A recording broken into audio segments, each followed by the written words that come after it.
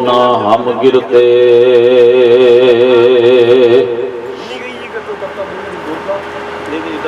राखो लीनी हार मेरी,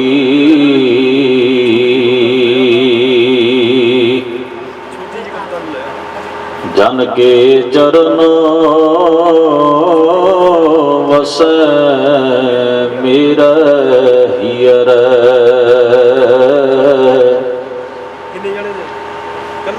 संग पुनीता देही, जन की दूर देहो कृपा निद,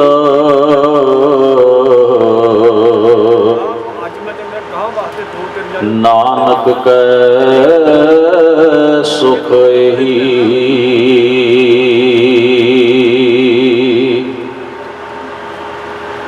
कृपा करो दीन के दाते, मेरा गुण अवगण ना विचारो को,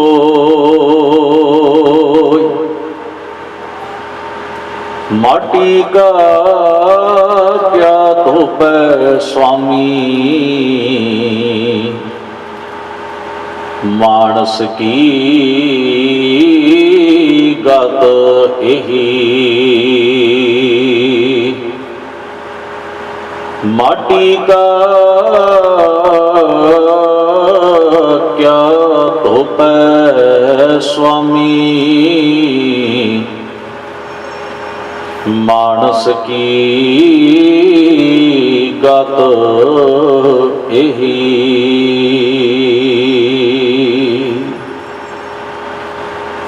दीन दुनी दे मालक गुरदा गद्दी ते सुभाएमान शब्द स्वरूप धन धन गुरु ग्रंथ साहिब सतगुरु सच्चे पातशाह महाराज जी दे सजे हुए पावन दरबार दियां हाजरियां भर रही गुरु प्यारी गुरु सवारी साध संगत जीओ, आपां सारे ही वडभागे हाँ अकाल पुरख वाहिगुरू दी बख्शिश दे पात्र बन के सतगुरु सच्चे पातशाह दी पावन हजूरी विच सज के जिथे गुरु पातशाह दी मुबारक बाणी दा पाठ कीर्तन दे राही लाहा प्राप्त कर रहे हाँ, इतिहास श्रवण करके अपने बजुर्गों के जीवन नूं समझण ते जांचण दी कोशिश कर रहे हाँ।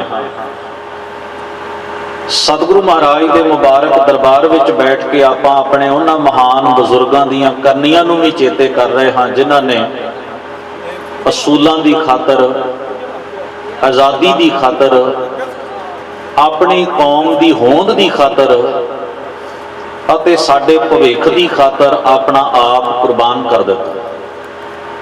ते मैं नाल इसका यह भी जिक्र करदे हां कि असी इस दे नाल नाल उन्हां लोकां नूं भी याद कर रहे हाँ जिन्हां ने बेअसूले हो के, जिन्हां ने अपनी जमीर नूं गहने रख के, जिन्हां ने कौम के भविख नूं दाअ ते ला के अपना आप वेच के दुनिया के चंद छिलड़ां की खातर दुनिया की इस मंडी दे विच अपने आप नूं वेचण वास्ते तैयार कर लिया। उन्हां दी कथा उन्हां दी कहानी भी इतिहास दे विच नाल नाल आपां नूं गुरु का इतिहास सुनाउण वाले बजुर्गों दीयां गल्लां दस्सण वाले चेते करवा रहे हैं।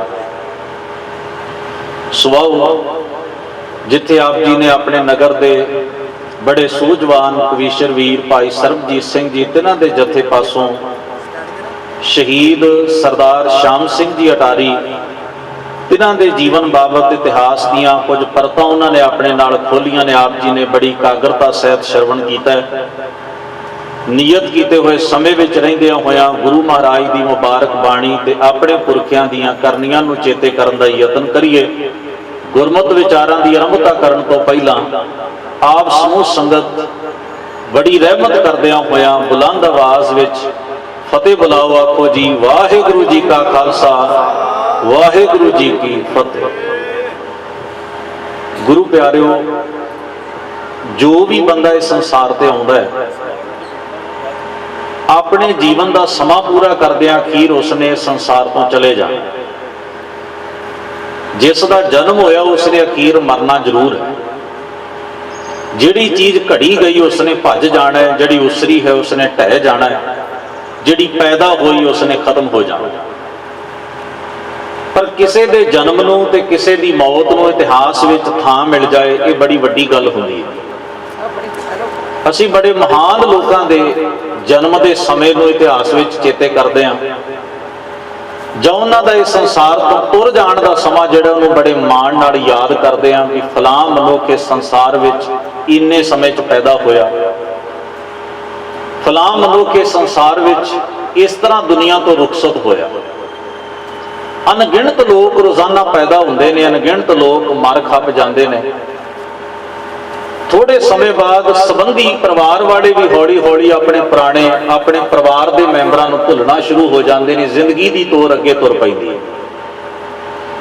ਪਰ ਜ਼ਰਾ ਸੋਚ ਕੇ ਵੇਖੋ, ਉਹ ਲੋਕ ਜਿਹੜੇ ਸਦੀਆਂ ਪਹਿਲਾਂ ਇਸ ਦੁਨੀਆ ਤੋਂ ਚਲੇ ਗਏ, ਉਹਨਾਂ ਦੀ ਯਾਦ ਵਿੱਚ ਅੱਜ ਵੀ ਆਪਾਂ ਜੁੜ ਬੈਠੇ ਹਾਂ, ਤੇ ਇਹਦਾ ਮਤਲਬ ਹੈ ਉਹਨਾਂ ਦਾ ਇਸ ਸੰਸਾਰ ਤੋਂ ਜਾਣਾ ਕੋਈ ਸਧਾਰਨ ਗੱਲ ਨਹੀਂ, ਕੋਈ ਆਮ ਗੱਲ ਨਹੀਂ। ਜਿਵੇਂ ਆਪਾਂ ਪੈਦਾ ਹੋਏ ਹਾਂ, ਆਪਣੇ ਜੀਵਨ ਦਾ ਨਿਰਵਾਹ ਕਰਦੇ ਹਾਂ, ਜੋੜ ਤੋੜ ਕਰਕੇ ਜ਼ਿੰਦਗੀ ਜਿਉਂਦੇ ਆਪਾਂ ਤੁਰ ਜਾਵਾਂਗੇ, ਸਾਡੇ ਲਈ ਕੋਈ ਐਵੇਂ ਜੁੜ ਨਹੀਂ ਬੈਠੇਗਾ। ਪਰ ਉਹ ਮਨੁੱਖ ਜਿਹੜੇ ਸੰਸਾਰ ਤੋਂ ਚਲੇ ਗਏ, ਉਹਨਾਂ ਦੇ ਆਖਰੀ ਸਮੇਂ ਨੂੰ, ਆਖਰੀ ਲਮਹਿਆਂ ਨੂੰ ਚੇਤੇ ਕਰਨ ਵਾਸਤੇ ਅੱਜ ਆਪਾਂ ਇਕੱਤਰ ਹੋਏ ਹਾਂ। ਤਾਂ ਉਹਦੇ ਪਿੱਛੇ ਕਾਰਨ ਕਿ ਉਹ ਵੀ ਪੰਜ ਤੱਤ ਦੇ ਸਰੀਰ ਦੇ ਪੁਤਲੇ ਨੇ, ਉਹ ਵੀ ਮਨੁੱਖ ਨੇ, ਹੱਡ ਮਾਸ ਦੇ ਬੰਦੇ, ਜਿਨ੍ਹਾਂ ਨੇ ਇਸ ਧਰਤੀ ਦੇ ਉੱਤੇ ਜਨਮ ਲੈ ਕੇ ਜੀਵਨ ਬਤੀਤ ਕੀਤਾ। ਪਰ ਆਪਾਂ ਫਖਰ ਨਾਲ ਆਮ ਲੋਕਾਂ ਦੇ ਨਾਲੋਂ ਉਹਨਾਂ ਦੀ ਮੌਤ ਨੂੰ ਵੱਖਰਾ ਦਰਜਾ ਦੇਣ ਲਈ ਇੱਕ ਸ਼ਬਦ ਕਹਿੰਦੇ ਆ, ਸ਼ਹੀਦ।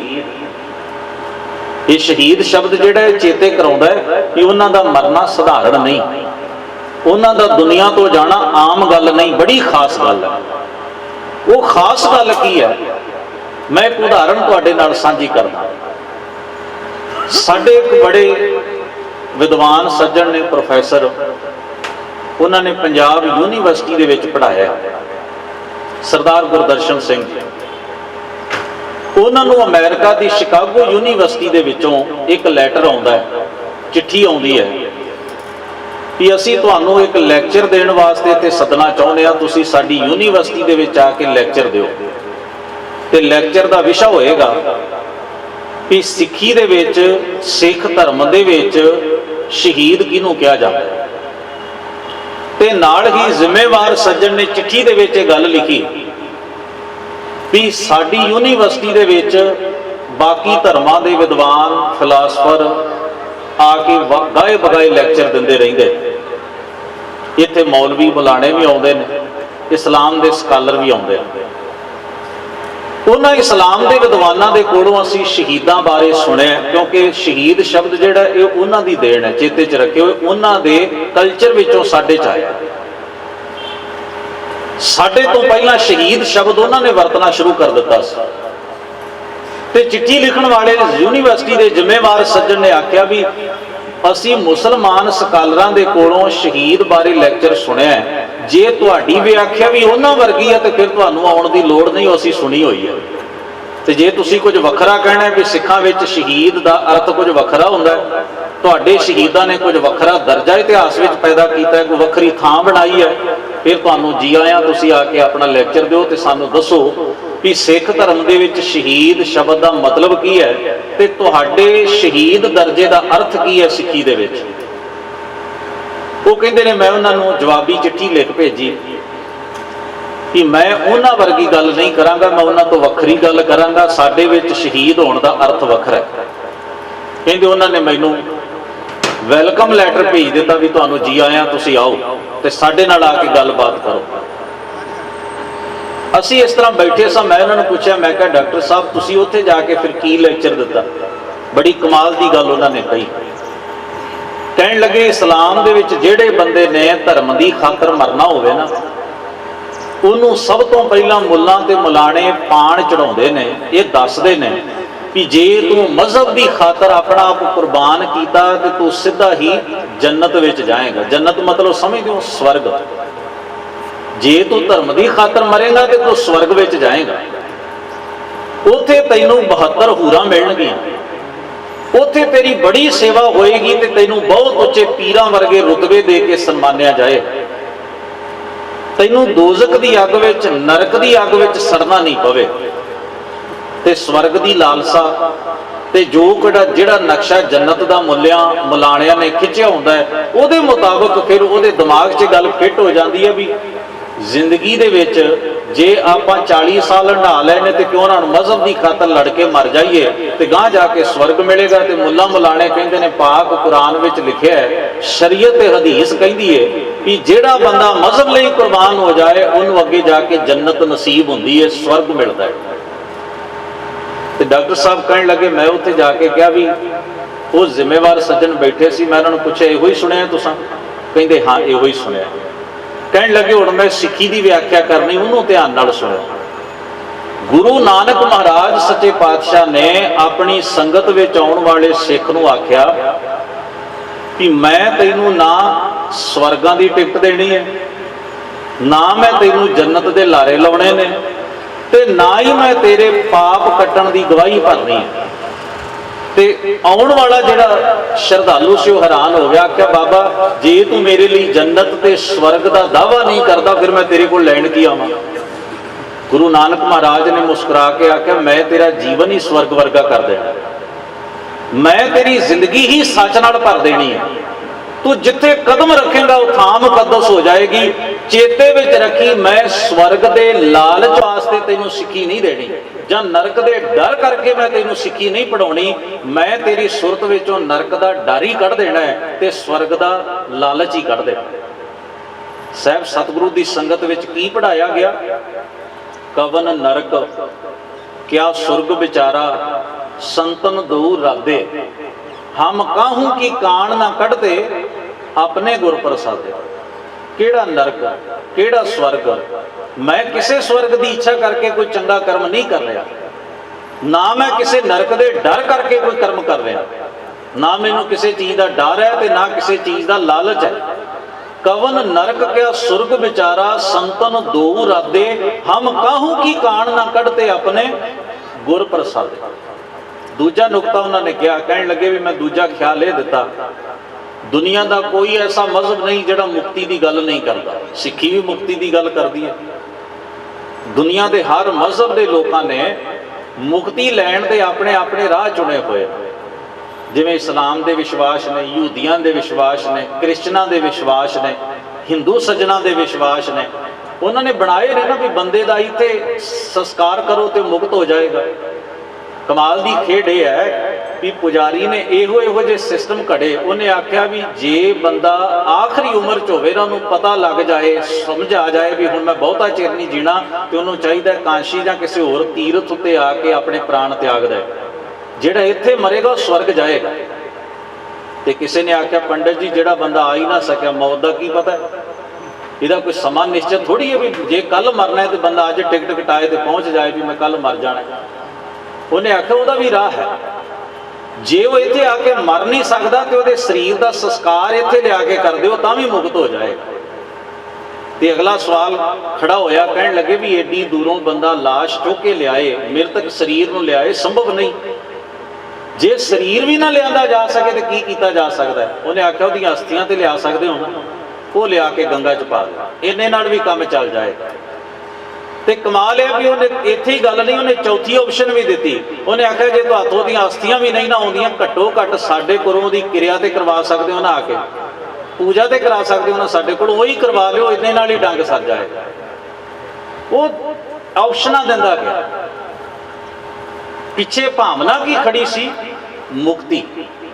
मैं वेख्या पुरी नगर है कटक के नेड़े उड़ीसा दे विच, जितों का पिछे जाए सिखां का एक गुरुद्वारा ढाउण की बड़ी खबर मीडिया दे विच आई। मंगू मठ गुरुद्वारा, उत्थे सिखां नाल संबंधित 3 मठ सन जिन्हां दे विचों एक ही रह गया तो 2 ढा दिते गए। उत्थे जगन्नाथ दा भगवान दा मंदिर बनिया बहुत बड़ा। ਗੁਰੂ ਨਾਨਕ ਸਾਹਿਬ ਨੇ ਆਰਤੀ ਦਾ ਉਪਦੇਸ਼ ਉੱਥੇ ਹੀ ਦਿੱਤਾ ਸੀ। ਗगन मैं थाल रव चंद दीपक बने तारका मंडल जनक मोती धूप मलियान लो पवन चवरो करे सगल बनराए फूलंत ज्योति। ਉੱਥੇ ਮੈਂ ਵੇਖਿਆ ਸਮੁੰਦਰ ਦਾ ਕੰਢਾ, ਬਿਲਕੁਲ ਉਸ ਨਗਰ ਦੇ ਸ਼ਹਿਰ ਦੇ ਨਾਲ ਸਮੁੰਦਰ ਲੱਗਦਾ।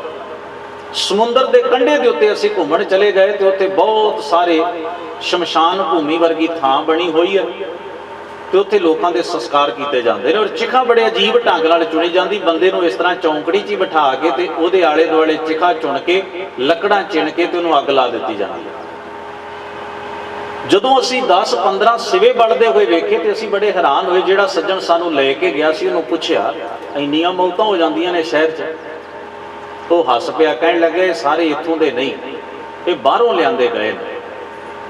ਅਸੀਂ ਆਖਿਆ ਬਾਹਰੋਂ ਲਿਆਂਦੇ ਗਏ ਦਾ ਕੀ ਮਤਲਬ? ਕਹਿਣ ਲੱਗੇ ਵੀ ਕੋਈ ਕਿਸੇ ਸ਼ਹਿਰ ਦਾ ਹੈ, ਕੋਈ ਕਿਸੇ ਸ਼ਹਿਰ ਦਾ ਹੈ, ਕੋਈ ਕਿਸੇ ਪਿੰਡ ਦਾ ਹੈ। ਜਿਹੜਾ ਬੰਦਾ ਚੜ੍ਹਾਈ ਕਰ ਜਾਂਦਾ ਹੈ ਉਹ ਗੱਡੀ ਕਿਰਾਏ ਤੇ ਕਰਕੇ ਉਹਦਾ ਮਿਰਤਕ ਸਰੀਰ ਇੱਥੇ ਲੈ ਆਉਂਦੇ ਨੇ ਤੇ ਇੱਥੇ ਸੰਸਕਾਰ ਕਰਦੇ ਆ। ਅਸੀਂ ਆਖਿਆ ਵੀ ਇੰਨੀ ਦੂਰ 50-50 100-100 ਕਿਲੋਮੀਟਰ ਤੋਂ ਲੋਕ ਕਿਉਂ ਆਉਂਦੇ ਨੇ? ਕਹਿਣ ਲੱਗਿਆ ਕਿਉਂਕਿ ਇੱਥੇ ਇਹਨਾਂ ਦਾ ਵਿਸ਼ਵਾਸ ਹੈ ਵੀ ਜਿਹਦਾ ਇੱਥੇ ਸੰਸਕਾਰ ਹੋ ਜਾਏ ਉਹ ਮੁਕਤ ਹੋ ਜਾਂਦਾ ਹੈ। 7 ਪਵਿੱਤਰ ਨਗਰੀਆਂ ਨੇ ਪੰਡਤਾਂ ਦੀਆਂ, ਉਹਨਾਂ 7 ਪਵਿੱਤਰ ਪੁਰੀਆਂ ਦੇ ਵਿੱਚੋਂ ਕਿਸੇ ਵੀ ਪੁਰੀ ਦੇ ਵਿੱਚ, ਨਗਰੀ ਦੇ ਵਿੱਚ ਕਿਸੇ ਦਾ ਆਖਰੀ ਕਿਰਿਆਕਰਮ ਕਰਵਾ ਦਿੱਤਾ ਜਾਏ, ਕਿਸੇ ਦਾ ਸੰਸਕਾਰ ਕਰ ਦਿੱਤਾ ਜਾਏ, ਕਿਸੇ ਦੇ ਪ੍ਰਾਣ ਨਿਕਲ ਜਾਣ ਤਾਂ ਮੰਨਿਆ ਜਾਂਦਾ ਵੀ ਉਹ ਮੁਕਤ ਹੋ ਜਾਂਦਾ। ਕਹਿਣ ਲੱਗੇ ਸਭ ਮੁਕਤੀ ਕਰਕੇ ਆਉਂਦੇ ਨੇ। ਤੇ ਉਹਨੇ ਜਿਹੜੀ ਅਗਲੀ ਗੱਲ ਦੱਸੀ ਬੜੀ ਹੈਰਾਨੀ ਦੀ, ਕਹਿਣ ਲੱਗਿਆ ਜਿੰਨਾ ਚਿਰ ਤੇ ਪਰਿਵਾਰ ਵਾਲੇ ਖੜੇ ਰਹਿੰਦੇ ਨੇ ਨਾ ਉਹ ਧਿਆਨ ਨਾਲ ਸੰਸਕਾਰ ਕਰਦੇ ਨੇ, ਮਗਰੋਂ ਚੁੱਕ ਕੇ ਸਮੁੰਦਰ 'ਚ ਮਾਰਦੇ। ਇੰਨਾ ਸਮਾਂ ਉਹ ਕਿਉਂ ਖਲੋਣ? ਅਗਲਿਆਂ ਨੂੰ ਪੈਸੇ ਵੇਲੇ ਤੇ ਚੱਲਦੇ ਬਣੇ। ਉਹਨਾਂ ਸੋਚਿਆ ਹੁਣ ਵਾਰਸ ਕੋਈ ਨਹੀਂ, ਸੜ ਗਿਆ ਜਿਸ ਤਰ੍ਹਾਂ ਦਾ ਵੀ ਸੜਿਆ, ਚੁੱਕ ਕੇ ਸਮੁੰਦਰ ਦੀ ਗਹਿਰਾਈ 'ਚ ਬੇੜੀ 'ਚ ਪਾ ਕੇ ਸੁੱਟ ਆਉਂਦੇ ਨੇ, ਕਿਉਂਕਿ ਉਹਨਾਂ ਨੇ ਥਾਂ ਖਾਲੀ ਕਰਕੇ ਅਗਲਿਆਂ ਦਾ ਵੀ ਨੰਬਰ ਲਾਉਣਾ।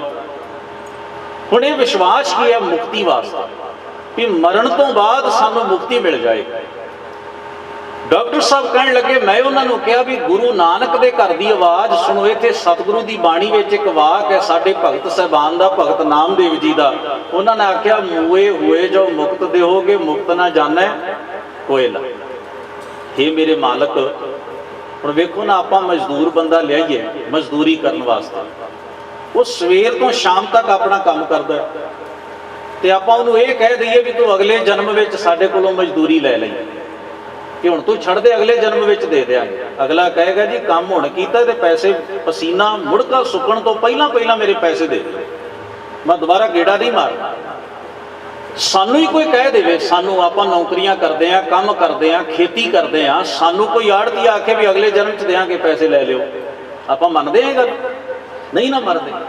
ਭਗਤ ਨਾਮਦੇਵ ਸਾਹਿਬ ਨੇ ਆਖਿਆ ਜੀ ਮੈਂ ਹੁਣ ਜੇ ਚੰਗਾ ਕਰਮ ਕੀਤਾ ਤੇ ਮੁਕਤੀ ਵੀ ਹੋਣੀ ਚਾਹੀਦੀ ਹੈ, ਮੈਂ ਮਰਨ ਤੋਂ ਬਾਅਦ ਮੁਕਤ ਨਹੀਂ ਹੋਣਾ, ਮੈਨੂੰ ਮੁਕਤੀ ਵੀ ਹੋਣੀ ਚਾਹੀਦੀ। ਮੂਏ ਹੋਏ ਜਾਓ ਮੁਕਤ ਦੇਹੋਗੇ, ਮੁਕਤ ਨਾ ਜਾਣੇ ਕੋਈ ਨਾ। ਕਹਿਣ ਲੱਗੇ, ਮੈਂ ਆਖਿਆ ਵੀ ਨਾ ਸਾਡੇ ਵਿੱਚ ਨਰਕ ਤੇ ਸਵਰਗ ਦਾ ਖਿਆਲ ਹੈ, ਨਾ ਸਾਡੇ 'ਚ ਮੁਕਤੀ ਦਾ ਖਿਆਲ ਹੈ।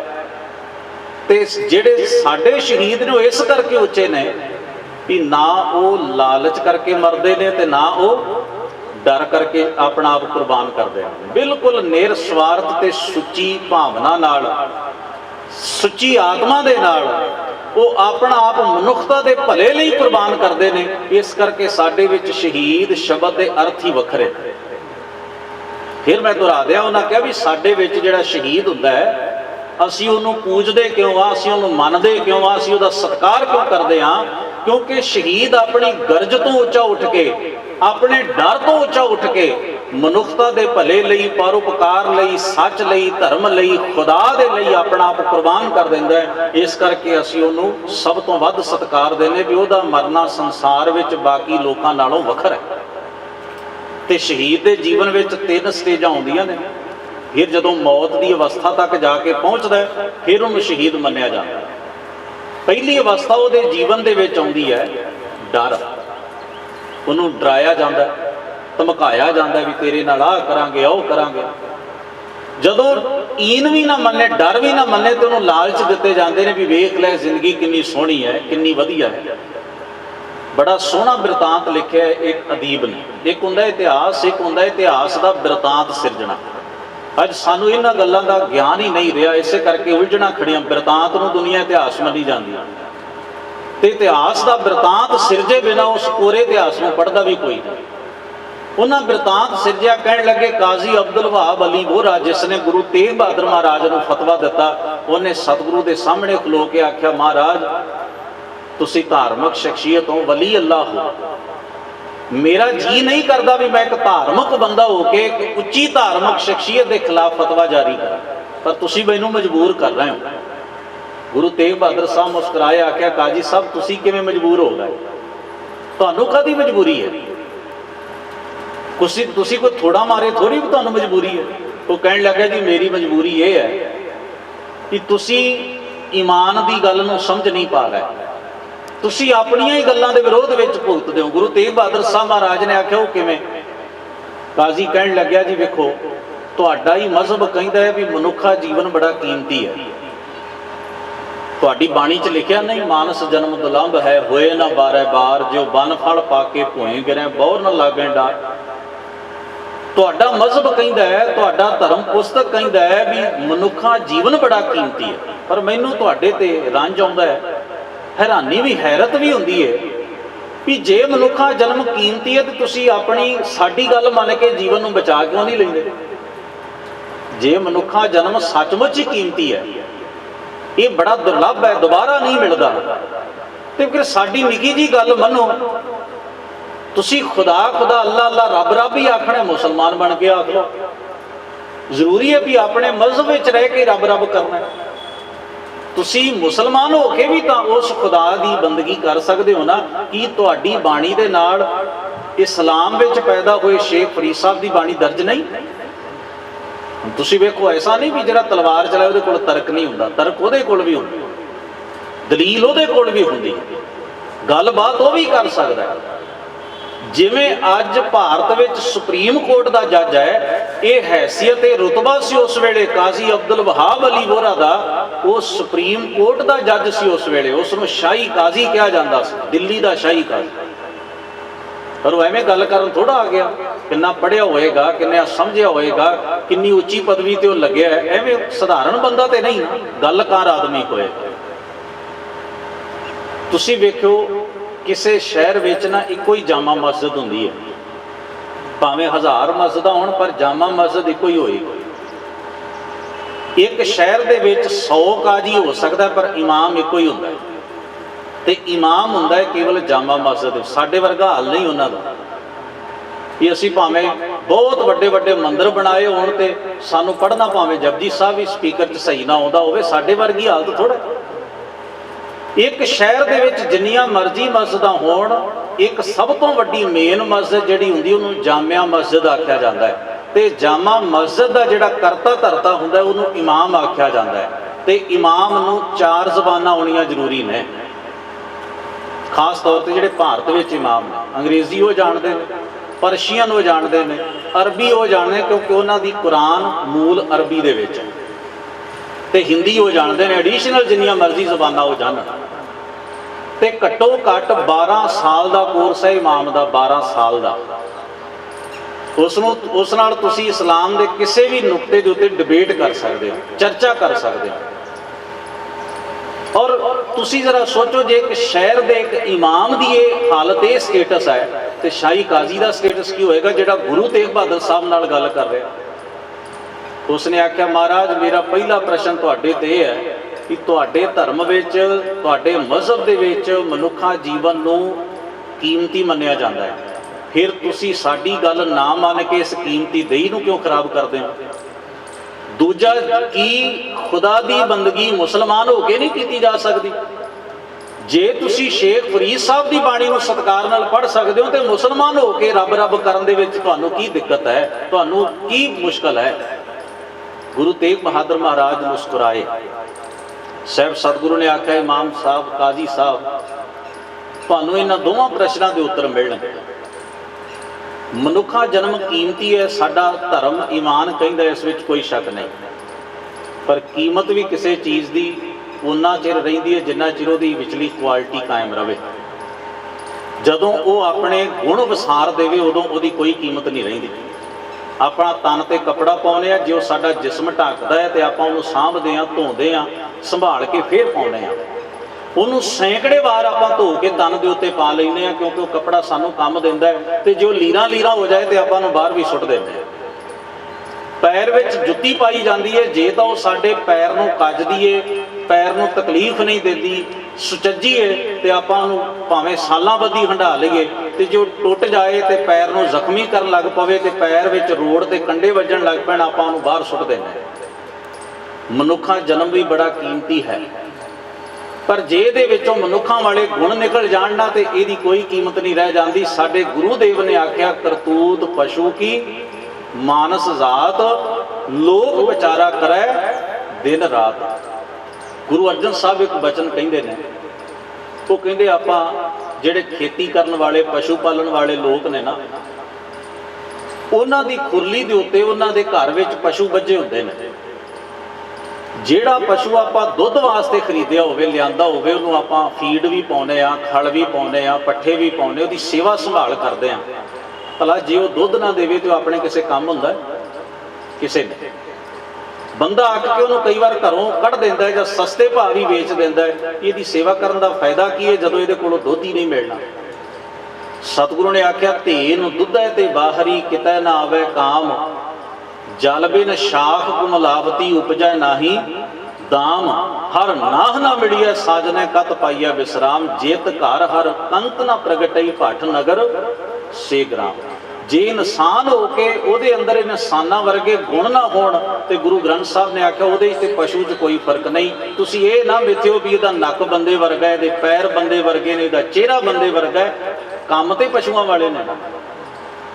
ਆਪਾਂ ਸਾਰੇ ਮਨੁੱਖਾਂ ਦੇ ਸਮਾਜ ਵਿੱਚ ਰਹਿੰਦੇ ਆ, ਪਿੰਡਾਂ 'ਚ ਸ਼ਹਿਰਾਂ 'ਚ ਵੱਸਦੇ ਆ। ਜ਼ਰਾ ਸੋਚਿਓ, ਕਿਸੇ ਨੇ ਜੰਗਲ ਵਿੱਚ ਦੀ ਲੰਘ ਕੇ ਜਾਣਾ ਹੋਵੇ ਤੇ ਉਹ ਬੰਦਾ ਡਰੇ ਤੇ ਗੱਲ ਸਮਝ 'ਚ ਆਉਂਦੀ ਹੈ ਵੀ ਕੋਈ ਅਵਾਰਾ ਪਸ਼ੂ, ਕੋਈ ਕੁੱਤਾ, ਕੋਈ ਬਘਿਆੜ, ਕੋਈ ਚੀਤਾ, ਕੋਈ ਸ਼ੇਰ ਨਾ ਇਹਨੂੰ ਪੈ ਜਾਏ, ਕੋਈ ਰਿੱਛ ਨਾ ਪੈ ਜਾਏ, ਕੋਈ ਸੂਰ ਨਾ ਪੈ ਜਾਏ।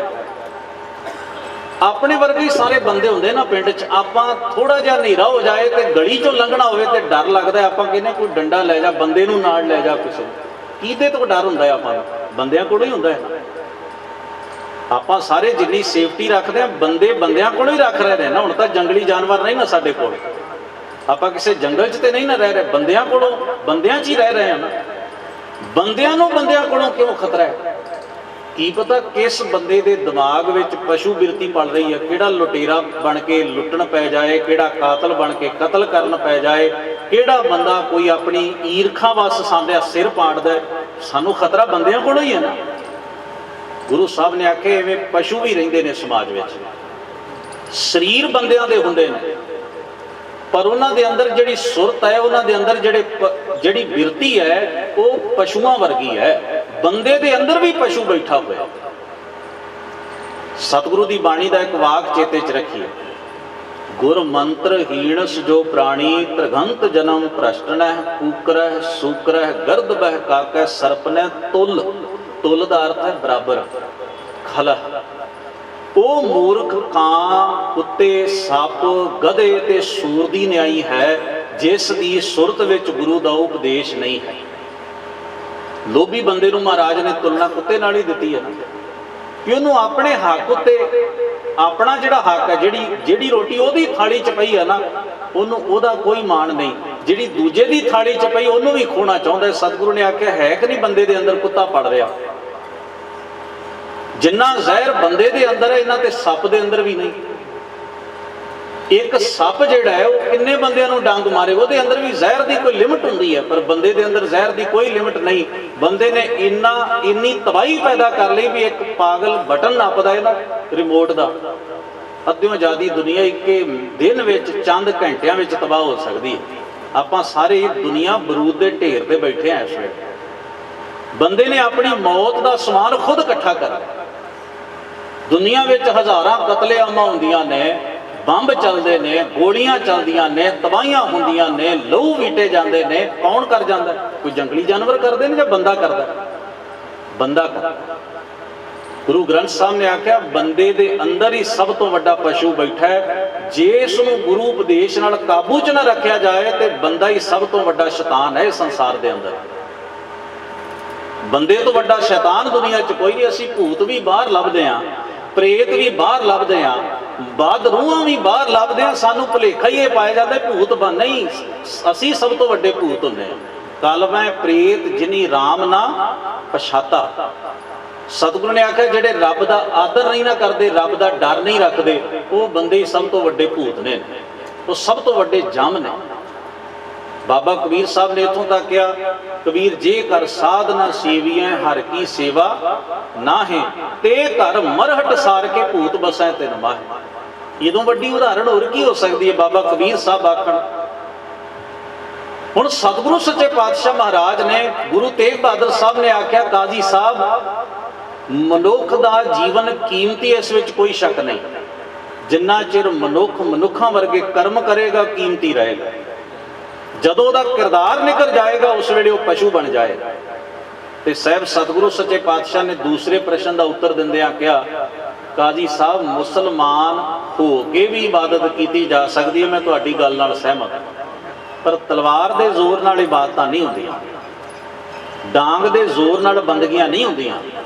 ਇੱਕ ਉਦਾਹਰਣ ਦੇਣਾ ਵੀ ਆਜ਼ਾਦੀ ਤੇ ਗੁਲਾਮੀ ਵਿੱਚ ਕਿੰਨਾ ਕੁ ਫਰਕ ਹੁੰਦਾ, ਸਾਨੂੰ ਸਮਝ ਆ ਜਾਏਗਾ ਵੀ ਜਿਸ ਮਹਾਨ ਸ਼ਹੀਦ ਦੀ ਯਾਦ ਵਿੱਚ ਆਪਾਂ ਜੁੜ ਬੈਠੇ ਹਾਂ, ਉਹਦੀ ਸੁਰਤ, ਉਹਦਾ ਕਰਮ ਤੇ ਉਹਦਾ ਮਰਨਾ ਕਿੱਡਾ ਉੱਚਾ ਸੀ। ਬਾਬਾ ਨਾਮਦੇਵ ਸਾਹਿਬ ਨੂੰ ਕੈਦ ਕਰ ਲਿਆ ਗਿਆ, ਸ਼ਿਕਾਇਤ ਕੀਤੀ, ਬਾਬਾ ਨਾਮਦੇਵ ਸਾਹਿਬ ਦੇ ਖਿਲਾਫ ਕਾਜ਼ੀ ਨੇ ਫਤਵਾ ਕੱਢਿਆ ਕਿ ਇਹਨੂੰ ਹਾਥੀ ਦੇ ਅੱਗੇ ਕੁਚਲ ਦਿੱਤਾ ਜਾਏ, ਹਾਥੀ ਦੇ ਪੈਰਾਂ ਥੱਲੇ ਦੇ ਕੇ ਮਾਰ ਦਿੱਤਾ ਜਾਏ।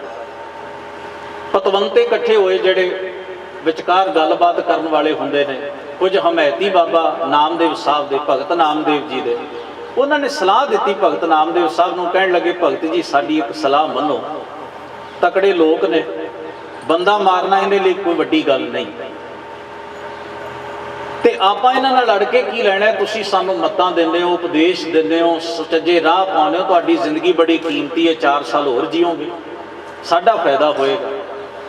ਆਪਾਂ ਰੱਬ ਦੇ ਰਾਹ ਤੇ ਤੁਰਨ ਵਾਲੇ ਲੋਕ ਇਹਨਾਂ ਮੂਰਖਾਂ ਨਾਲ ਉਲਝ ਕੇ ਆਪਾਂ ਕੀ ਲੈਣਾ ਹੈ? ਤਾਂ ਅਸੀਂ ਤੁਹਾਨੂੰ ਇੱਕ ਸਲਾਹ ਦੇਣੀ ਹੈ ਕਿ ਤੁਸੀਂ ਜੇ ਇਹ ਅੱਲਾ ਅੱਲਾ ਆਖਦੇ ਨੇ, ਚੰਦ ਸ਼ਬਦ ਕਹਿ ਦਿਓ, ਅੱਲਾ ਕਹਿ ਦਿਓ, ਕੀ ਫਰਕ ਪੈਂਦਾ? ਸਾਰੇ ਨਾਂ ਰੱਬ ਦੇ ਹੀ ਨੇ ਨਾ। ਛੋੜ ਰਾਮ ਕੀ ਨਾ ਭਜੈ ਖੁਦਾਏ, ਤੁਸੀਂ ਖੁਦਾ ਕਹਿ ਦਿਓ, ਕੀ ਫਰਕ ਪੈਂਦਾ? ਇਹ ਮੂਰਖਾਂ ਨੂੰ ਨਹੀਂ ਪਤਾ। ਨਾਮਦੇਵ ਸਾਹਿਬ ਨੇ, ਗੰਗ ਜਮਨ ਜੋ ਉਲਟੀ ਬਹਿ ਤਉ ਨਾਮਾ ਹਰ ਕਹਿਤਾ ਰਹੇ। ਨਾਮਦੇਵ ਸਾਹਿਬ ਨੇ ਆਖਿਆ ਵੀ ਨਹੀਂ, ਮੈਂ ਇਹ ਨਹੀਂ ਕਹਿ ਸਕਦਾ। ਵਿੱਚੋਂ ਕੁਝ ਸਤ ਸੰਗੀ ਕਹਿਣ ਲੱਗੇ, ਬਾਬਾ ਜੀ ਤੁਸੀਂ ਸਾਨੂੰ ਆਪਣੀ ਸਤ ਸੰਗਤ ਵਿੱਚ ਕਹਿੰਦੇ ਹੋ ਵੀ ਰਾਮ, ਖੁਦਾ, ਅੱਲਾ ਸਾਰੇ ਇੱਕ ਹੀ ਤਾਕਤ ਦੇ ਨਾਂ ਨੇ, ਇਹ ਕੋਈ ਵੱਖਰੇ ਵੱਖਰੇ ਨਹੀਂ। ਦੁਨੀਆ ਐਵੇਂ ਲੜਦੀ ਪਈ ਹੈ, ਕੋਈ ਰਾਮ ਦੇ ਨਾਂ ਤੇ ਲੜੀ ਜਾਂਦਾ ਹੈ, ਕੋਈ ਅੱਲਾ ਦੇ ਨਾਂ ਤੇ ਲੜੀ ਜਾਂਦਾ ਹੈ। ਬਾਬਾ ਨਾਨਕ ਸਾਹਿਬ ਸੱਚੇ ਪਾਤਸ਼ਾਹ ਗੁਰੂ ਨਾਨਕ ਸਾਹਿਬ ਦੇ ਬਾਬਤ ਪਹਿਲੀ ਵਾਰ ਭਾਈ ਗੁਰਦਾਸ ਨੇ ਲਿਖੀ ਹੈ। ਉਸ ਵਿੱਚ ਉਹਨਾਂ ਨੇ ਇੱਕ ਬੜਾ ਪਿਆਰਾ ਸ਼ਬਦ ਲਿਖਿਆ। ਗੁਰੂ ਨਾਨਕ ਸਾਹਿਬ ਨੇ ਕੀ ਵੇਖਿਆ ਕਿ ਸੱਚ ਕਿਨਾਰੇ ਰਹਿ ਗਿਆ, ਖੈ ਮਰਦੇ ਬਾਹਮਣ ਮੌਲਾਣੇ, ਸਿਰੋਂ ਨਾ ਮਿਟੇ ਆਵਣ ਜਾਣੇ। ਇੱਕ ਪਾਸੇ ਮੁਲਾਣੇ ਮੁੱਲਾਂ ਖੜੇ ਸਨ ਤੇ ਇੱਕ ਪਾਸੇ ਪੰਡਤ ਬ੍ਰਾਹਮਣ ਖੜੇ ਸਨ, ਆਪਸ ਵਿੱਚ ਲੋਕਾਂ ਨੂੰ ਲੜਾਉਣ ਦੇ ਉੱਤੇ, ਧਰਮ ਦੇ ਨਾਂ ਤੇ, ਰੱਬ ਦੇ ਨਾਂ ਤੇ। ਤੇ ਭਾਈ ਗੁਰਦਾਸ ਨੇ ਆਖਿਆ ਵੀ ਨਾ ਸੱਚ ਕਾਜ਼ੀ ਦੇ ਜੀਵਨ 'ਚ ਹੈ ਤੇ ਨਾ ਸੱਚ ਪੰਡਤ ਦੇ ਜੀਵਨ 'ਚ ਹੈ। ਜਿਹੜੇ ਸੱਚ ਦੇ ਨਾਂ ਤੇ ਲੜ ਰਹੇ ਨੇ ਨਾ, ਉਹ ਸੱਚ ਰਤਾ ਭਰ ਵੀ ਇਹਨਾਂ ਦੀ ਜ਼ਿੰਦਗੀ 'ਚ ਹੈ। ਖੋਰੇ ਲੜਦੇ ਕਾਹਤੋਂ ਨੇ? ਲੜਦੇ ਨੇ ਆਪਣੇ ਹੰਕਾਰ ਕਰਕੇ, ਆਪਣੇ ਧੜੇ ਕਰਕੇ, ਆਪਣੇ ਸਵਾਰਥ ਕਰਕੇ, ਆਪਣੀ ਆਪਣੀ ਪਦਵੀ ਕਰਕੇ। ਇਹੀ ਹਾਲ ਇਸ ਜਗ੍ਹਾ ਦੇ ਉੱਤੇ ਹੈ। ਭਗਤ ਨਾਮਦੇਵ ਸਾਹਿਬ ਕਹਿਣ ਲੱਗੇ ਭਲੇ ਹੀ ਇਹਨਾਂ ਨੂੰ ਪਤਾ ਨਹੀਂ, ਤੇ ਨਾਮਦੇਵ ਸਾਹਿਬ ਦੇ ਹਮਾਇਤੀ ਆਖਦੇ ਨੇ, ਕਹਿਣ ਲੱਗੇ ਜੀ ਇੱਕੋ ਹੀ ਗੱਲ ਹੈ, ਰਾਮ, ਖੁਦਾ, ਰੱਬ ਸਾਰਿਆਂ ਦਾ ਇੱਕੋ ਹੀ ਨਾਂ ਹੈ, ਤੁਸੀਂ ਕਹਿ ਦਿਓ, ਕੀ ਫਰਕ ਪੈਂਦਾ? ਨਾਮਦੇਵ ਸਾਹਿਬ ਕਹਿਣ ਲੱਗੇ ਮੈਂ ਇਸ ਕਰਕੇ ਨਹੀਂ ਕਹਿਣਾ, ਵੈਸੇ ਤੇ ਮੈਂ ਤੁਹਾਨੂੰ ਰੋਜ਼ ਇਹੀ ਦੱਸਦਾ ਵੀ ਰਾਮ, ਅੱਲਾ, ਖੁਦਾ ਇੱਕੋ ਹੀ ਹੈ। ਉਹ ਭਗਵਾਨ ਜਿਹੜਾ ਜਨਮ ਮਰਨ 'ਚ ਨਹੀਂ ਆਉਂਦਾ, ਜਿਹੜਾ ਜੂਨਾਂ 'ਚ ਨਹੀਂ ਆਉਂਦਾ। ਪਰ ਅੱਜ ਮੈਂ ਇਸ ਕਰਕੇ ਨਹੀਂ ਕਹਿਣਾ ਵੀ ਇਹਨਾਂ ਦੇ ਹੱਥ 'ਚ ਤਲਵਾਰ ਹੈ ਤੇ ਮੇਰੀ ਧੌਣ ਤੇ ਤਲਵਾਰ ਧਰ ਕੇ ਆਖਦੇ ਨੇ ਵੀ ਤੂੰ ਖੁਦਾ ਕਹਿ, ਤੂੰ ਅੱਲਾ ਕਹਿ। ਤੇ ਅੱਜ ਮੈਂ ਇਹਨਾਂ ਦੇ ਆਖੇ ਜੇ ਅੱਲਾ ਕਹਿ ਦਿਆਂ ਤੇ ਉਹ ਅੱਲਾ ਕਹਿਣਾ ਮੇਰੀ ਬੰਦਗੀ ਥੋੜਾ ਹੈ, ਉਹ ਤੇ ਗੁਲਾਮੀ ਹੈ। ਗੁਲਾਮਾਂ ਦੀ ਇਬਾਦਤ ਕਿਸੇ ਲੇਖੇ 'ਚ ਨਹੀਂ ਹੁੰਦੀ। ਗੁਲਾਮ ਬੰਦਿਆਂ ਦੀ ਬੰਦਗੀ ਦਾ ਕੋਈ ਮਤਲਬ ਨਹੀਂ ਹੁੰਦਾ। ਗੁਲਾਮਾਂ ਦੀ ਪੂਜਾ, ਗੁਲਾਮਾਂ ਦੇ ਨਿਤਨੇਮ, ਗੁਲਾਮਾਂ ਦੀ ਇਬਾਦਤ ਕਿਸੇ ਲੇਖੇ ਵਿੱਚ ਨਹੀਂ ਹੁੰਦੀ। ਜਿਨ੍ਹਾਂ ਨੇ ਗੁਰੂ ਨਾਨਕ ਸਾਹਿਬ ਦੀ ਆਸਾ ਦੀ ਵਾਰ ਪੜ੍ਹੀ ਉਹ ਭਲੀ ਭਾਤ ਜਾਣਦੇ ਨੇ ਵੀ ਸਤਿਗੁਰੂ ਨੇ ਚੋਟ ਕਿੱਡੀ ਵੱਡੀ ਕੀਤੀ। ਨੀਲ ਵਸਤਰ ਪਹਿਰ ਹੋਵੈ ਪ੍ਰਵਾਨ, ਮਲੇਸ਼ ਧਾਨ ਲੈ ਪੂਜੈ ਪੁਰਾਣ। ਅਭਾਖਿਆ ਕਾ ਕੁੱਠਾ ਬੱਕਰਾ ਖਾਣਾ, ਚੌਂਕੇ ਉੱਪਰ ਕਿਸੇ ਨਾ ਜਾਣਾ। ਦੇਖ ਹੈ ਚੌਂਕਾ ਕੱਢੀ ਕਾਰ ਉੱਪਰ ਆਏ ਬੈਠੇ ਕੂੜਿਆਰ। ਇਹ ਸਾਰੇ ਸ਼ਲੋਕ ਵਿੱਚ ਗੁਰੂ ਨਾਨਕ ਸਾਹਿਬ ਨੇ ਗੁਲਾਮ ਬੰਦਿਆਂ ਤੇ ਚੋਟ ਕੀਤੀ ਹੈ ਵੀ ਹਾਕਮਾਂ ਕੋਲ ਜਾ ਕੇ ਉਹਨਾਂ ਵਰਗੇ ਕੱਪੜੇ ਵੀ ਪਾਉਣੇ ਤੇ ਕੁੱਠਾ ਮਾਸ ਵੀ ਖਾਉਣਾ ਤੇ ਬਾਹਰ ਆ ਕੇ ਚੁਲੀਆਂ ਕਰਨੀਆਂ ਤੇ ਚੌਂਕੇ ਧੋਣੇ ਤੇ ਆਖਣਾ ਸਾਡੇ ਚੌਂਕੇ ਤੇ ਨਾ ਚੜ ਜਿਓ, ਅਸੀਂ ਸੁੱਚੇ ਰਹਿੰਦੇ ਹਾਂ। ਗੁਰੂ ਨਾਨਕ ਸਾਹਿਬ ਨੇ ਆਖਿਆ ਤੁਹਾਡਾ ਕੋਈ ਧਰਮ, ਤੁਹਾਡੀ ਕਾਹਦੀ ਸੁਚਮ ਹੈ? ਜਦੋਂ ਤਕੜੇ ਸਾਹਮਣੇ ਜਾਂਦੇ ਹੋ ਤੇ ਨੀਵੇਂ ਹੋ ਜਾਂਦੇ ਹੋ, ਉਹਨਾਂ ਦੇ ਕਦਮੀ ਡਿੱਗ ਪੈਂਦੇ ਹੋ ਤੇ ਮਾੜਿਆਂ ਨੂੰ ਮਰਿਆਦਾ ਦੇ ਪਾਠ ਪੜ੍ਹਾਉਂਦੇ ਹੋ। ਉੱਥੇ ਵੀ ਪੜ੍ਹਾ ਕੇ ਵਿਖਾਓ। ਜੇ ਸੱਚਮੁੱਚ ਤੁਹਾਡਾ ਚੌਂਕਾ ਸੁੱਚਾ ਹੈ ਤੇ ਦੂਸਰੇ ਦੇ ਪਰਛਾਈ ਨਾਲ ਪਿੱਟਿਆ ਜਾਂਦਾ ਹੈ ਤੇ ਪੁੱਠਾ ਮਾਸ ਖਾਣ ਵੇਲੇ ਤੁਹਾਨੂੰ ਤਕਲੀਫ ਕਿਉਂ ਨਹੀਂ ਹੁੰਦੀ? ਜੇ ਸੱਚਮੁੱਚ ਹੀ ਧੋਤੀ ਲਾ ਕੇ, ਟਿੱਕਾ ਲਾ ਕੇ, ਜਨੇਊ ਪਾ ਕੇ ਧਾਰਮਿਕ ਹੋਈਦਾ ਤੇ ਜਦੋਂ ਹਾਕਮਾਂ ਦੀ ਕਚਹਿਰੀ 'ਚ ਜਾ ਕੇ ਉਹਨਾਂ ਵਰਗੇ ਕੱਪੜੇ ਪਾ ਲੈਂਦੇ ਉਹਨਾਂ ਨੂੰ ਖੁਸ਼ ਕਰਨ ਵਾਸਤੇ, ਉਦੋਂ ਤੁਹਾਡਾ ਪਹਿਰਾਵਾ ਕਿੱਥੇ ਜਾਂਦਾ, ਤੁਹਾਡਾ ਧਰਮ ਕਿੱਥੇ ਜਾਂਦਾ? ਇਹਦਾ ਮਤਲਬ ਤੁਸੀਂ ਗੁਲਾਮ ਹੋ ਤੇ ਗੁਲਾਮ ਪਖੰਡੀ ਕਰ ਸਕਦਾ, ਇਹਦੋਂ ਵੱਧ ਕੁਝ ਨਹੀਂ ਕਰ ਸਕਦਾ। ਗੁਲਾਮ ਬੰਦਾ ਜੋ ਕਰੇਗਾ ਪਖੰਡ ਹੀ ਕਰੇਗਾ। ਚੇਤੇ ਵਿੱਚ ਰੱਖਿਓ, ਸਾਹਿਬ ਸਤਿਗੁਰੂ ਗੁਰੂ ਨਾਨਕ ਮਹਾਰਾਜ ਨੇ ਇਹ ਕਿਹਾ ਵੀ ਭਾਈ ਜੇ ਤੁਹਾਡੇ ਜੀਵਨ ਵਿੱਚ ਜੋ ਤੁਸੀਂ ਜੀਣਾ ਚਾਹੁੰਦੇ ਹੋ ਉਹਨਾਂ ਨੂੰ ਅੰਦਰੋਂ ਵੀ ਜੀਓ ਤੇ ਬਾਹਰੋਂ ਵੀ ਜੀਓ, ਫਿਰ ਕਾਣ ਨਾ ਰੱਖੋ ਕਿਸੇ ਗੱਲ। ਇਹ ਨਾ ਕਹੋ ਦੁਨੀਆ ਨੂੰ ਨਾ ਇਹ ਦੱਸੋ ਵੀ ਆਹ ਧਰਮ ਹੁੰਦਾ ਹੈ। ਜੇ ਤੁਸੀਂ ਜੀਨੇ ਹੋ ਤੇ ਦੱਸੋ ਵੀ ਆਹ ਹੀ ਧਰਮ ਹੈ। ਜੇ ਨਹੀਂ ਜੀ ਪਾ ਰਹੇ ਤੇ ਫਿਰ ਦੁਨੀਆ ਨੂੰ ਮਜਬੂਰ ਨਾ ਕਰੋ ਉਹਦੇ ਪਿੱਛੇ। ਸਤਿਗੁਰੂ ਸੱਚੇ ਪਾਤਸ਼ਾਹ ਧੰਨ ਗੁਰੂ ਤੇਗ ਬਹਾਦਰ ਮਹਾਰਾਜ ਨੇ ਕੀ ਫਰਮਾਇਆ? ਆਖਿਆ ਗੁਲਾਮੀ ਦੇ ਨਾਲ ਕਿਸੇ ਕੋਲੋਂ ਅੱਲਾ ਕਹਾਉਣਾ ਇਹ ਗੁਨਾਹ ਹੈ। ਇਹ ਤੁਹਾਡੇ ਮਜ਼ਹਬ 'ਚ ਵੀ ਕਾਜ਼ੀ ਸਾਹਿਬ ਗੁਨਾਹ ਹੋ ਸਕਦਾ, ਤੁਸੀਂ ਪੜ੍ਹਿਆ ਨਾ ਹੋਵੇ ਤੇ ਜਾਂ ਪੜ੍ਹ ਕੇ ਛੱਡ ਦਿੱਤਾ ਹੋਵੇ, ਤੇ ਮੇਰੇ ਈਮਾਨ ਵਿੱਚ ਵੀ ਨਹੀਂ। ਬਾਬਾ ਨਾਮਦੇਵ ਸਾਹਿਬ ਨੇ ਆਖਿਆ ਜੇ ਤਲਵਾਰ ਨਾਲ ਖੁਦਾ ਕਹਾਉਂਦੇ ਨੇ, ਕੱਲ ਨੂੰ ਕੋਈ ਹੋਰ ਜ਼ੋਰਾਵਰ ਆ ਜਾਏਗਾ, ਤਾਕਤਵਰ ਆਏਗਾ, ਉਹ ਆਖੇਗਾ ਖੁਦਾ ਵੀ ਨਹੀਂ ਕਹਿਣਾ, ਰੱਬ ਵੀ ਨਹੀਂ ਕਹਿਣਾ। ਨਾਮਦੇਵ ਸਾਹਿਬ ਜ਼ੁਬਾਨ ਬੰਦ ਕਰਕੇ ਬਹਿ ਜਾਣ। ਲੋਕਾਂ ਦੀਆਂ ਤਲਵਾਰਾਂ ਤੋਂ ਡਰਦੇ ਕਿਵੇਂ ਬੰਦਗੀਆਂ ਕਰਾਂਗੇ, ਕਿਵੇਂ ਇਬਾਦਤਾਂ ਕਰਾਂਗੇ? ਕੋਈ ਫਕੀਰ ਚੁਰਾਹੇ 'ਚ ਬੈਠਾ ਸੀ ਤੇ ਚੁਰਾਹੇ 'ਚ ਨਾ ਮਸੱਲਾ ਵਿਛਾ ਕੇ, ਤੁਸੀਂ ਮੁਸਲਮਾਨ ਵੇਖਿਆ ਹੋਏਗਾ, ਉਹਨੇ 3 ਕੋਣਾ ਕੱਪੜਾ ਆਪਣੇ ਮੋਢਿਆਂ ਤੇ ਸੁੱਟਿਆ ਹੁੰਦਾ। 3 ਕੋਣਾ ਹੁੰਦੀਆਂ, ਇੱਕ ਪਛਾਣ ਨੂੰ, 2 ਕੋਣਾ ਉਹਨੇ ਮੋਢਿਆਂ ਤੇ ਸੁੱਟੀਆਂ। ਉਹਨੂੰ ਮਸੱਲਾ ਕਹਿੰਦੇ ਨੇ, ਨਮਾਜ਼ ਪੜ੍ਹਨ ਵਾਸਤੇ। ਮਸੱਲਾ ਵਿਛਾ ਕੇ ਫਕੀਰ ਚੌਂਕ ਵਿੱਚ ਬੈਠਾ ਹੈ ਤੇ ਤਸਬੀਹ ਫੇਰ ਰਿਹਾ, ਅੱਖਾਂ ਬੰਦ ਕਰਕੇ ਉਹ ਅੱਲਾ ਅੱਲਾ ਕਰਦਾ ਹੈ। ਮੁਸਲਮਾਨਾਂ ਦੀ ਮਾਲਾ ਦੇ ਤਸਬੀਹ ਦੇ 100 ਮਣਕੇ ਹੁੰਦੇ ਨੇ। 99 ਨਾਮ ਕੁਰਾਨ ਦੇ ਵਿੱਚ ਸਿਫਾਤੀ ਆਏ ਨੇ ਤੇ 1 ਨਾਮ ਜ਼ਾਤੀ। 100 ਨਾਂ ਅੱਲਾ ਦਾ, ਰੱਬ ਦਾ ਕੁਰਾਨ ਦੇ ਵਿੱਚ ਲਿਖਿਆ ਹੈ। ਜਿਸ ਵੇਲੇ 1 ਮਣਕਾ ਫਿਰ ਹੁਕਮ ਇਹ ਉਹਨਾਂ ਨੂੰ ਤਸਬੀਹ ਫੇਰਨ ਵਾਲੇ ਵੀ ਇੱਕ ਮੁਸਲਮਾਨ ਫਕੀਰ ਨੂੰ 100 ਨਾਂ ਰੱਬ ਦੇ ਯਾਦ ਹੋਣੇ ਚਾਹੀਦੇ ਨੇ। 1 ਮਣਕਾ ਫੇਰੇ ਤੇ 1 ਨਾਮ ਲਵੇ, 1 ਮਣਕਾ ਫੇਰੇ ਤੇ 1 ਨਾਮ ਲਵੇ। ਤੇ ਜਿਸ ਵੇਲੇ ਮੇਰੂ ਮਣਕਾ ਵੱਡਾ 100ਵਾਂ ਮਣਕਾ ਆ ਜਾਂਦਾ, ਉਸ ਵੇਲੇ ਖੁਦਾ ਦਾ ਅਸਲ ਨਾਂ ਲਵੇ ਤੇ ਬਾਕੀ ਫਿਰ ਸਿਫਤੀ ਨਾਮ ਫਿਰ ਸ਼ੁਰੂ ਕਰ। ਉਹਨਾਂ ਦੇ ਕਾਇਦੇ ਨੇ, ਹਰ ਚੀਜ਼ ਦਾ ਕਾਇਦਾ, ਹਰ ਚੀਜ਼ ਦਾ ਕਾਨੂੰਨ ਹੈ ਇਸਲਾਮ ਦੇ ਵਿੱਚ।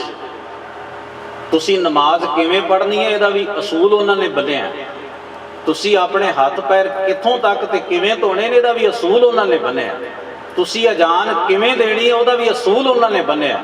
ਨਮਾਜ਼ ਦਾ ਸਮਾਂ ਕਿਹੜੇ ਸਮੇਂ ਤੋਂ ਕਿਹੜੇ ਸਮੇਂ ਤੱਕ ਸਟਾਰਟ ਹੋਏਗਾ ਇਹਦਾ ਵੀ ਉਹਨਾਂ ਅਸੂਲ ਬੰਨਿਆ। ਰੋਜ਼ੇ ਕਿਹੜੇ ਸਮੇਂ ਤੋਂ ਕਿਹੜੇ ਸਮੇਂ ਤੱਕ ਰੱਖੇ ਜਾਣਗੇ ਤੇ ਕਿਹੜੇ ਮਹੀਨੇ 'ਚ ਰੱਖੇ ਜਾਣਗੇ ਵੀ ਅਸੂਲ ਬੰਨਿਆ। ਨਿਕਾਹ ਕਿਵੇਂ ਹੋਏਗਾ, ਤਲਾਕ ਕਿਵੇਂ ਹੋਏਗਾ, ਸਾਰੇ ਅਸੂਲ ਬੰਨੇ ਨੇ। ਜ਼ਕਾਤ ਕਿਹਦੇ ਵਿੱਚੋਂ ਕਿੰਨੀ ਦਿੱਤੀ ਜਾਣੀ ਤੇ ਹੱਜ ਕਰਨ ਦੀ ਮਰਿਆਦਾ ਕੀ, ਇਹਦਾ ਵੀ ਅਸੂਲ ਬੰਨਿਆ। ਸਾਡੇ ਵਾਂਗ ਥੋੜਾ ਸਭ ਖੁੱਲੇ ਹੀ ਫਿਰਨਾ, ਸਾਡੇ ਵਰਗਾ ਹਾਲ ਨਹੀਂ ਉਹਨਾਂ ਦਾ। ਤਾਂ ਇਹ ਦੁਨੀਆ ਦੇ ਅੰਦਰ ਸਭ ਤੋਂ ਉੱਚੀ ਪਾਵਰ ਬਣਦੀ ਜਾ ਰਹੀ ਹੈ ਇਸਲਾਮ ਦੀ ਪਾਵਰ। ਏਡਾ ਵੱਡੇ ਅੰਪਾਇਰ ਉਹਨਾਂ ਨੇ ਐਵੇਂ ਖੜੇ ਨਹੀਂ ਕਰ ਲਏ। ਅਸੀਂ ਉਹਨਾਂ ਦੇ ਮੁਕਾਬਲਤਨ ਬਹੁਤ ਕੱਚੇ ਹਾਂ, ਬੜੇ ਅਜੀਬ ਕਿਸਮ ਦੇ। ਮੈਂ ਇੱਕ ਉਦਾਹਰਣ ਦਿਆਂ, ਅਸੀਂ ਕਿਸੇ ਵੀ ਗੁਰਦੁਆਰਾ ਸਾਹਿਬ ਤੋਂ ਗੁਟਕੇ ਚੁੱਕ ਕੇ ਵੇਖ ਲਈ ਨਾ, ਇੱਕ 'ਚ ਰਹਿ ਰਾਸ ਹੋਰ ਹੁੰਦੀ ਹੈ ਤੇ ਦੂਜੇ 'ਚ ਹੋਰ ਹੁੰਦੀ। ਬੰਦਾ ਜੇ 2 ਗੁਟਕੇ ਫੋੜ ਲੈ ਤੇ ਕਈ ਰੱਖ ਹੀ ਜਾਂਦਾ ਕਿ ਕੀ ਪਤਾ ਕਿਹੜੀ ਕਰਨੀ, ਇਹਦੇ ਨਾਲੋਂ ਕਰਦੇ ਹੀ ਨਹੀਂ ਆਪਾਂ।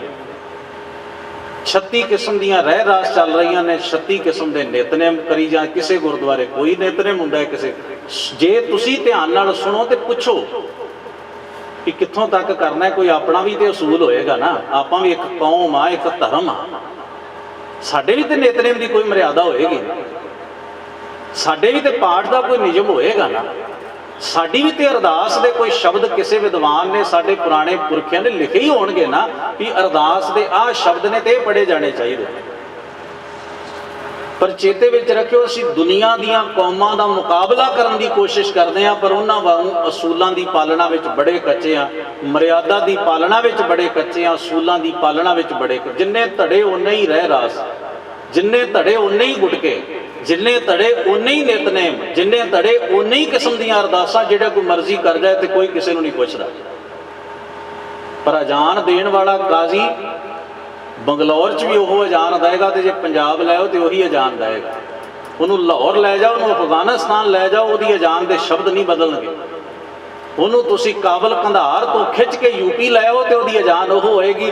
तुसी हर मुल्क दे विच बैठे हुए काजी की अजान च फर्क नहीं वेखोगे। इवें चलदियां ने कौमां। एडे वड्डे वड्डे अंपायर सामराज उन्होंने एवें नहीं सन सिरज लै। सतगुरु धन गुरु तेग बहादुर महाराज ने आख्या, काजी साहब तुहाडे दूजे प्रश्न का उत्तर यह है, तुहाडे दूजे सवाल का उत्तर यह है कि तलवार के जोर नाल किसी कोलों दीन नहीं मनाया जा सकता। दीन ते आत्मा के समर्पण का नाम है। चेते च रखो, दीन आत्मा के समर्पण का नाम है। जे तुहाडी रूह खेड़े विच है ना, तुसी मूल मंत्र का पाठ कर दो, आनंद ही वखरा है। तो जे कोई डांग लैके खलो जाए भी पढ़ जपजी साहब, तुसी पढ़ तो लओगे, पर वह आनंद कोई नहीं, वह स्वाद कोई नहीं। इबादत वो जो तुहाडे अंदर दे खिड़ाओ चों हुंदी है, तुहाडे अंदर दी खुशी चों हुंदी है, तुहाडे अंदर दे चाह चों हुंदी, उहनूं बंदगी कहा जाता है। इसे करके फकीर मजबूर नहीं हुंदा, सारी दुनिया मजबूर होंदी है। फकीर मजबूरी च इबादत नहीं कर सकता, जो करदा है तो फकीर नहीं। फकीर बैठा सी मुसल्ला विछा के, नवा होएगा, वो अपनी तंद जोड़न की कोशिश कर रहा, तस्बीह फेरे, अखां मीट रहा, तो वड्डे घरां दे काके आउण ते उहनूं हुज मार के लंघ जाण। कोई इधरों आए तो उन्होंने मोढ़ा मार के लंघ जाए बार बार। उत्थे कुछ साधारण बंदा खड़ा सी, उन्हें आख्या, फकीर मुसल्ला बेच, खंजर खरीद है बेअमल जाहिद, कि तेरी फकीरी से टकराने को है बादशाही। कहने लग्या, चंगा करे ना, इबादत तो इतों नहीं होनी, पखंड जिन्ना मर्जी करी जा। तैनू एक सलाह देना भी, जो मुसल्ला ना जा वेच के, तस्बीह वेच के ते एक खंजर लाया, खंजर हाथ च फड़ ते फेर अल्लाह कहे, ताकि तेरी इबादत नूं भंग ना कर सके कोई, ताकि तेरी इबादत दे विच खलल ना पा सके कोई। आह कादी इबादत है जिहड़ियां हुज्जां खा खा के करदा, इबादत थोड़ी ते गुलामी है। तैनू मैं सलाह देना भी, तैनू मुसल्ले की लोड़ नहीं, ना तैनू माड़ा की लोड़ है, दोवें बेच दे। मुसल्ला बेच, खंजर खरीद है बेअमल जाहिद, कि तेरी फकीरी से टकराने को है बादशाही।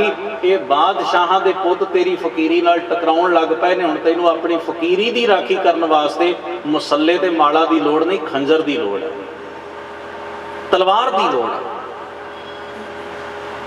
सतगुरु सच्चे पातशाह महाराज ने जे रब रब आख्या, धर्म का सच का उपदेश दिता है, तो उन्होंने आख्या आज़ाद फिजा विच ही रब कहा जा सकता।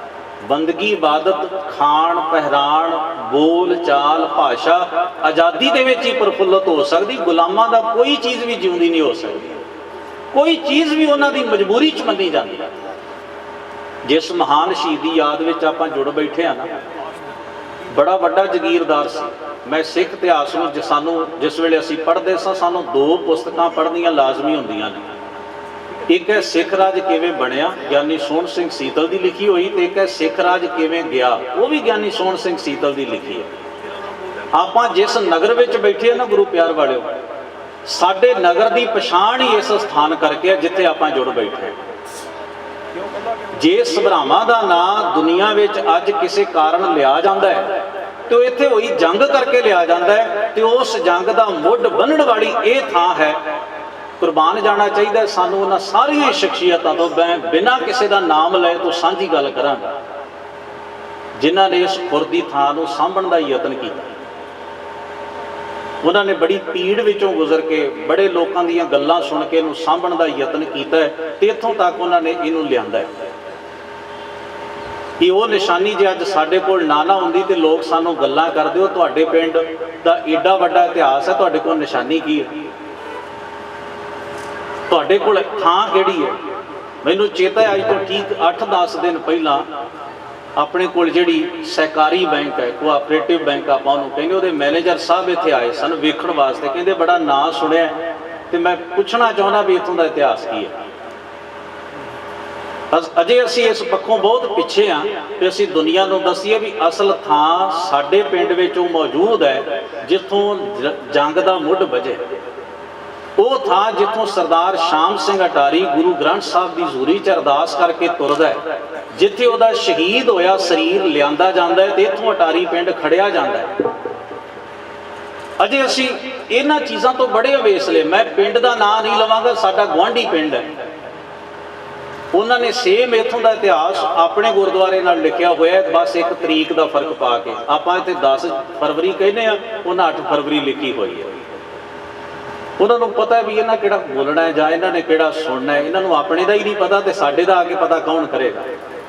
ਇਹ ਬੜੀ ਵੱਡੀ ਤਰਾਸਦੀ ਹੈ। 10 ਦਿਨ ਪਹਿਲਾਂ ਸਾਨੂੰ ਉਠਾੜ ਜਾਣ ਦਾ ਮੌਕਾ ਬਣਿਆ। ਲੱਲਾਂ ਵਾਲਾ ਥੇ ਭਾਈ ਸਰਬਜੀਤ ਸਿੰਘ ਕਵੀਸ਼ਰ ਸਾਡੇ ਨਾਲ ਸਨ। ਹੈਰਾਨੀ ਦੀ ਗੱਲ ਹੈ ਵੀ ਉੱਥੇ ਬਾਬਾ ਵੀਰ ਸਿੰਘ ਦਾ ਸ਼ਹੀਦੀ ਅਸਥਾਨ 2 ਬਣ ਗਿਆ। ਮੈਂ ਉਹਨਾਂ ਨੂੰ ਜਾ ਕੇ, ਬਜ਼ੁਰਗ ਬੈਠੇ ਸਨ ਗੁਰਦੁਆਰਾ ਸਾਹਿਬ ਸੇਵਾਦਾਰ, ਮੈਂ ਕਿਹਾ ਜੀ ਮੈਂ ਸਮਝੋ ਵੀ ਬਾਹਰੋਂ ਆਇਆ, ਮੇਰਾ ਇਲਾਕਾ ਨਹੀਂ, ਮੈਂ ਤੁਹਾਨੂੰ ਪੁੱਛਣਾ ਚਾਹੁੰਦਾ ਵੀ ਅਸਲ ਥਾਂ ਕਿਹੜੀ ਹੈ ਬਾਬਾ ਵੀਰ ਸਿੰਘ ਸ਼ਹੀਦ ਦੀ। ਤੇ ਇੱਕ ਬੰਦਾ ਇੱਧਰ ਨੂੰ ਹੱਥ ਕਰੇ ਤੇ ਇੱਕ ਇੱਧਰ ਨੂੰ ਕਰੇ ਤੇ ਮੈਂ ਕੀ ਸਮਝਾਂ। ਦੁਬਿਧਾ ਇਵੇਂ ਖੜੀ ਹੁੰਦੀ ਹੈ। ਅਸੀਂ ਮੁਆਫ ਕਰਨਾ, ਗੁਰਦੁਆਰੇ ਦੁਕਾਨਾਂ ਬਣਾ ਲੈਣਾ ਜਦੋਂ ਦੇ, ਉਦੋਂ ਦਾ ਇਹ ਕੰਮ ਸਾਡੇ 'ਚ ਵਧਿਆ। ਜਦੋਂ ਦੇ ਗੁਰਦੁਆਰੇ ਦੁਕਾਨਦਾਰੀ ਬਣ ਗਈ। ਇੱਕ ਬਾਬੇ ਨੇ ਆਪਣੀ ਸੇਵਾ ਲਾ ਲਈ, ਉਹਨੂੰ ਪਤਾ ਹੈ ਗਰਾਹੀਆਂ ਦੇਣ ਵਾਲਿਆਂ ਬੋਰੀਆਂ ਭਰ ਦੇਣੀਆਂ ਨੇ, ਮੇਰਾ ਵੀ ਚੱਲੀ ਜਾਣਾ, ਉਹਨਾਂ ਦਾ ਵੀ ਚੱਲੀ ਜਾਣਾ। ਹੁਣ ਜਿੱਥੇ ਸ਼ਹੀਦੀ ਥਾਂ ਹੀ 2 ਬਣ ਜਾਣ, ਤੁਸੀਂ ਕਥੂ ਨੰਗਲ ਚਲੇ ਜਾਓ, ਬਾਬਾ ਬੁੱਢਾ ਸਾਹਿਬ ਦੇ 3 ਜਨਮ ਸਥਾਨ ਬਣ ਗਏ। ਪੁਰਾਣੇ ਦਾ ਪੁਰਾਣਾ ਜਿਹੜਾ ਹੈ ਉਹ ਤੇ ਹੈ ਹੀ ਹੈ, 2 ਨਵੇਂ ਬਣ ਗਏ। ਜਦੋਂ ਦੁਕਾਨਾਂ ਹੀ ਖੋਲਣ ਤੇ ਬੰਦਾ ਆ ਜਾਏ ਫਿਰ 2-3 ਤੋਂ 5 ਵੀ ਬਣ ਜਾਣਗੇ ਤੇ 100 ਵੀ ਬਣ ਜਾਏਗਾ। ਉੱਥੇ ਜਦੋਂ ਪੁੱਛਣ ਵਾਲਾ ਹੀ ਕੋਈ ਨਹੀਂ ਸਨ। ਅਸੀਂ ਆਪਣੇ ਇਤਿਹਾਸ ਨੂੰ ਇੰਨਾ ਵਿਗਾੜਦੇ ਤੁਰੇ ਜਾ ਰਹੇ ਹਾਂ ਦਿਨ ਬ ਦਿਨ ਕਿ ਅਸੀਂ ਉਹਦੀ ਸਾਰ ਨਹੀਂ ਲੈ ਪਾ ਰਹੇ। ਤੇ ਮੈਂ ਇੱਕ ਬੇਨਤੀ ਕਰਕੇ ਖਿਮਾ ਦਾ ਜਾਚਕ ਹੋਣਾ ਹੈ। ਸਰਦਾਰ ਸ਼ਾਮ ਸਿੰਘ ਅਟਾਰੀ ਬਾਬਤ ਮੈਂ ਇਤਿਹਾਸ ਵਿੱਚ ਸਭ ਤੋਂ ਮਹਿੰਗਾ ਵਿਆਹ ਪੜ੍ਹਿਆ ਸ਼ਾਮ ਸਿੰਘ ਅਟਾਰੀ ਦੀ ਸੁਪੁੱਤਰੀ ਬੇਬੀ ਨਾਨਕੀ ਦਾ। ਸਿੱਖਾਂ ਦੇ ਵਿੱਚ ਅੱਜ ਤੱਕ ਇੰਨਾ ਮਹਿੰਗਾ ਵਿਆਹ ਕਿਸੇ ਦਾ ਨਹੀਂ ਹੋਇਆ। ਏਡਾ ਅਮੀਰ ਰਈਸ ਜਗੀਰਦਾਰ ਵੀ ਮਹਾਰਾਜਾ ਰਣਜੀਤ ਸਿੰਘ ਦੇ ਪੋਤਰੇ ਨਾਲ ਸ਼ਾਮ ਸਿੰਘ ਅਟਾਰੀ ਦੀ ਧੀ ਵਿਆਹੀ ਹੋਈ ਹੈ। ਔਰ ਜਿੰਨਾ ਦਾਜ ਦੌਣ, ਜਿੰਨੀਆਂ ਚੀਜ਼ਾਂ ਉਹਦੇ ਦਹੇਜ ਵਿੱਚ ਤੇ ਜਿੰਨਾ ਵਖਾੜਾ ਤੇ ਜਿੱਡਾ ਮਹਿੰਗਾ ਵਿਆਹ ਉਹਨੇ ਕੀਤਾ, ਇੰਨਾ ਵਿਆਹ ਕਿਸੇ ਦਾ ਨਹੀਂ ਹੋਇਆ ਕਦੇ ਸਿੱਖਾਂ ਦੇ ਇਤਿਹਾਸ ਵਿੱਚ। ਇੰਨੀ ਅਮੀਰੀ ਹੰਡਾਉਣ ਵਾਲਾ, ਜਿਹਦੇ ਘਰ ਵਿੱਚ ਘਾਟਾ ਕੋਈ ਨਹੀਂ, ਜੇ ਉਹ ਅੰਗਰੇਜ਼ਾਂ ਦੇ ਅੱਗੇ ਤਲਵਾਰ ਧਰ ਦਿੰਦਾ ਤੇ ਅੰਗਰੇਜ਼ ਉਹਨੂੰ ਸਭ ਤੋਂ ਉੱਚਾ ਰੁਤਬਾ ਦੇ ਦਿੰਦੇ। ਹੋ ਸਕਦਾ ਸੀ ਲਾਹੌਰ ਦਾ ਦਰਬਾਰ ਵੀ ਉਹਨੂੰ ਸੌਂਪ ਦਿਆਂ। ਪਰ ਜਿੱਥੇ ਗੱਲ ਅਸੂਲ ਤੇ ਆਜ਼ਾਦੀ ਦੀ ਆਈ, ਉਹਨੇ ਆਪਣਾ ਦਾਅ ਤੇ ਲਾ ਕੇ ਆਪਣਾ ਆਪ ਭਵਿੱਖ, ਉਹਨੂੰ ਪਤਾ ਸੀ ਨਾ ਲਾਹੌਰ ਦਰਬਾਰ ਦਿਲੋਂ ਚੰਗਾ ਹੈ, ਨਾ ਮੇਰੇ ਨਾਲ ਲੜਨ ਵਾਲੀਆਂ ਫੌਜਾਂ ਤੇ ਸਰਦਾਰ ਦਿਲੋਂ ਚੰਗੇ ਨੇ, ਤੇ ਇਹਨਾਂ ਸਾਰਿਆਂ ਨੇ ਅੱਧ ਵਿਚਕਾਰ ਮੈਨੂੰ ਛੱਡ ਕੇ ਨਿਕਲ ਜਾਣਾ ਤੇ ਮੇਰੇ ਕੋਲ ਜਾਂ ਤਾਂ ਸਮਰਪਣ ਕਰਨ ਦਾ ਤੇ ਜਾਂ ਫਿਰ ਲੜ ਕੇ ਮਰ ਜਾਣ ਤੋਂ ਬਿਨਾਂ ਤੀਸਰਾ ਕੋਈ ਚਾਰਾ ਨਹੀਂ। ਪਰ ਉਸ ਸਰਦਾਰ ਨੇ ਮੌਤ ਕਬੂਲ ਕੀਤੀ। ਜੇ ਉਹ ਮੌਤ ਕਬੂਲ ਨਾ ਕਰਦਾ ਤੇ ਅੱਜ ਆਪਾਂ ਉਹਦੀ ਯਾਦ ਵਿੱਚ ਨਾ ਬੈਠੇ ਹੁੰਦੇ। ਅੱਜ ਅਸੀਂ ਉਹਨੂੰ ਲਾਲ ਸਿੰਘ ਤੇ ਤੇਜ ਸਿੰਘ ਤੇ ਗੁਲਾਬ ਸਿੰਘ ਤੇ ਧਿਆਨ ਸਿੰਘ ਦੀ ਕਤਾਰ 'ਚ ਰੱਖਦੇ। ਉਸ ਬੰਦੇ ਨੇ ਮੌਤ ਨੂੰ ਕਬੂਲ ਕਰਕੇ ਆਪਣੇ ਜੀਵਨ ਨੂੰ ਕਲੰਕਿਤ ਹੋਣ ਤੋਂ ਬਚਾ ਲਿਆ ਤੇ ਸਾਨੂੰ ਮਾਣ ਕਰਨ ਵਾਸਤੇ ਇਤਿਹਾਸ ਦੇ ਦਿੱਤਾ ਕਿ ਸਿੱਖੋ, ਕੇਵਲ ਤੇ ਕੇਵਲ ਝੋਰਾ ਹੀ ਨਾ ਕਰਿਓ ਵੀ ਤੇਜ ਸਿੰਘ ਐਂ ਕਰ ਗਿਆ, ਲਾਲ ਸਿੰਘ ਐਂ ਕਰ ਗਿਆ, ਸਦਾ ਹੀ ਰਹਿਣਗੇ। ਅੱਜ ਕਿਹੜੇ ਮਰ ਖੱਪ ਗਏ, ਅੱਜ ਵੀ ਤੇ ਹੈਗੇ ਹੀ ਨੇ। ਪਰ ਮਾਣ ਕਰਿਓ ਸਰਦਾਰ ਸ਼ਾਮ ਸਿੰਘ ਦੇ ਉੱਤੇ, ਜਿਸ ਨੇ ਆਪਣੀ ਅਮੀਰੀ, ਰਾਜ ਭਾਗ, ਆਪਣੀ ਸੁੱਖ ਸੁਵਿਧਾ, ਆਪਣੀ ਜ਼ਿੰਦਗੀ ਨੂੰ ਠੋਕਰ ਮਾਰ ਕੇ ਇਸ ਸਭਰਾਵਾਂ ਦੀ ਤੁਹਾਡੀ ਧਰਤੀ ਦੇ ਉੱਤੇ ਆ ਕੇ ਆਪਣਾ ਲਹੂ ਡੋਲ ਕੇ ਸਾਨੂੰ ਸਾਰਿਆਂ ਨੂੰ ਸਿਰ ਉੱਚਾ ਕਰਨ ਜੋਗਰਾ ਇਤਿਹਾਸ ਬਖਸ਼ ਦਿੱਤਾ। ਤੇ ਆਖਿਆ ਰਹਿੰਦੀ ਦੁਨੀਆ ਤੱਕ ਤੁਸੀਂ ਯਾਦ ਕਰੋਗੇ ਵੀ ਸਾਡਾ ਬਜ਼ੁਰਗ ਝੁਕਿਆ ਨਹੀਂ ਸੀ, ਵਿਕਿਆ ਨਹੀਂ ਸੀ, उसने समर्पण नहीं सी कीता, उसने अपना आप कुर्बान करके आज़ादी की शमा नूं जगदियां रखिया। साहब कृपा करन, अपना सारियां दा फर्ज बनता है। मैं बेनती करांगा इस स्थान की सेवा विच आपां वध चढ़ के सहयोग करन दा यतन करिया करिए। इत्थे गाए बगाए हाज़री भरन दा यतन भी करिया करिए। साडे बजुर्गां दी निशानी है और इहदा करके ही साडे पिंड दा नां इतिहास विच मौजूद है। आप सारी संगत दा, समूह प्रबंधक सेवादारां दा बहुत बहुत धन्नवाद। भुल चुक दी खिमा अदब सहित फतेह बुलाओ। वाहिगुरू जी का खालसा, वाहिगुरू जी की फतेह।